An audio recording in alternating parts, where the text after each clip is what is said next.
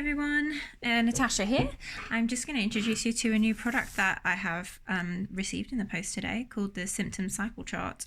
It is printed on quite thick paper for you guys, and you can buy them in stacks of 12, so which will last you a year with any luck, but one for each of your menstrual cycles. So it's quite simple. It's just a case of charting what is happening in terms of your symptoms along with the day of your menstrual cycle. And if you're no longer having menstrual cycles, you might want to use the day of the moon cycle instead. I've done this chart up to 30 days, but you might need to add more, and you can like stick a piece of paper on and just like keep going over to the right there if you need to. And you can add any other symptoms that you want to keep record of. So for instance, for this one, I'm going to add in migraines. And I'm going to add in sore boobs. And if you want to, you can add in information that you would use in fertility awareness method, like cervical mucus.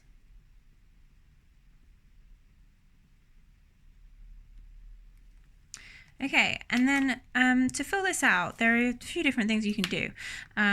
What I have had patients do in the past is use a 1 to 5 scale, 1 being really low and 5 being high for the problem. So if stress was high on the first day of your cycle, then you would write a 5. If it got lower on the second day of your cycle, put 4, 3, and then let's say there's no stress on day 5 of your period. So day 1 of the cycle is always the first day of your bleed or period. And you probably will only bleed up until like day 7, for instance. And you can show that by circling them, which days you're actually bleeding. And you can use this number, it's called a Likert scale. You can use this scale all the way across like this. But I have found that if I then back it up with a colour, that it's much clearer. So if you go absolute darkest possible coloration that you can for a 5, and try and get less and less. I'm probably not. Oh, I can't fit them in. Hang on. Let's go like this. Yeah, so absolute darkest to like no colour. Let's go like that. The lightest, a bit darker, Oh, I feel like I did my 3 not quite right there. You'll get better at this. 5, absolute darkest. Okay, so then you get more of a visual thing that you can see more clearly straight off the bat, I think, when you go across and colour it in. So like 5, super dark. 4, a little less dark. You get the idea. Less dark. And no colour. Okay? And then that is really clear and straightforward to see as you go along.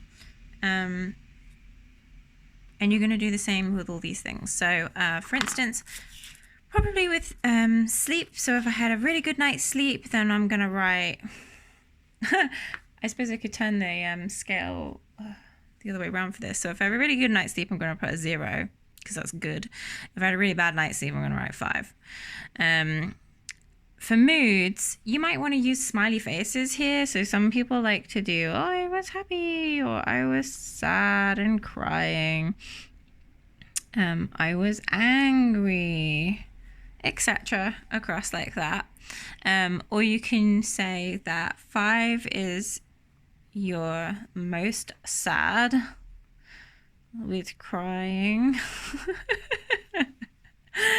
and 1 or a 0 would be your absolute happiest. Everything's fine, so over the moon. So you can do that across as well. I don't particularly like doing that. I like to keep it to the 5 to 0 scale personally. And then sore boobs will probably be a 0 for most of your cycle. And then if you get premenstrual, probably start to come up around about here if you get sore boobs. Migraines also tend to happen at the end of the cycle. So I can just pause you for a second, fill out some more, and then I'll show you kind of what it might look like at the end. Okay, so here we have a chart that's looking a bit more complete. So I try to keep everything as 5 being the most negative, but there is an exception to that. So when it comes to cervical mucus, I'm recording how much there is of it and how fertile it is. So the more fertile the cervical mucus is, the more stretchy it is, the more dry it is, and the less of it that there is, the less coloration I've done. So, you know, in many regards, I would regard fertile cervical mucus as a positive thing, but here I've had to use colour, strong colour, to say that it was a good thing. And everything else on here, the strongest colour is the most negative thing.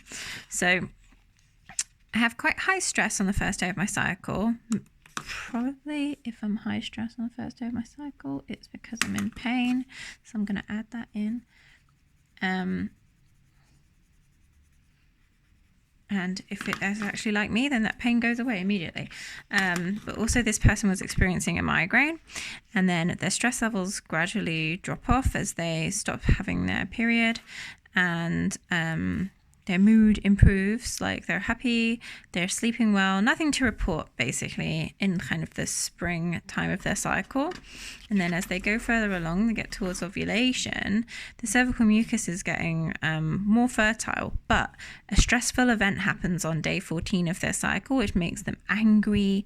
They're already feeling kind of sad and upset. Then they feel an angry sensation on this most stressful day. And as the stress peters off, their sleep gets worse for a bit and then peters off, gets better, as does their mood improve.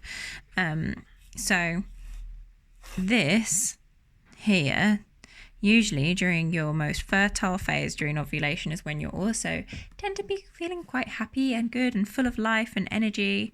In fact, that's another nice one to add on, energy. I could keep going. It's not much work, you know. You can have quite a lot of things down here, and you're only colouring in squares each day. It's not very taxing. But I can tell from this chart, when somebody hands this in to me, that they were feeling like this probably because of the stress that happened that day, not because of the fact that they were fertile.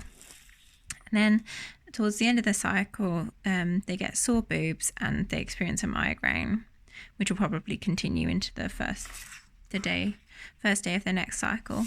So if your cycle finishes before the chart does, there's no problem. You just stop and then start your next chart when your next period begins.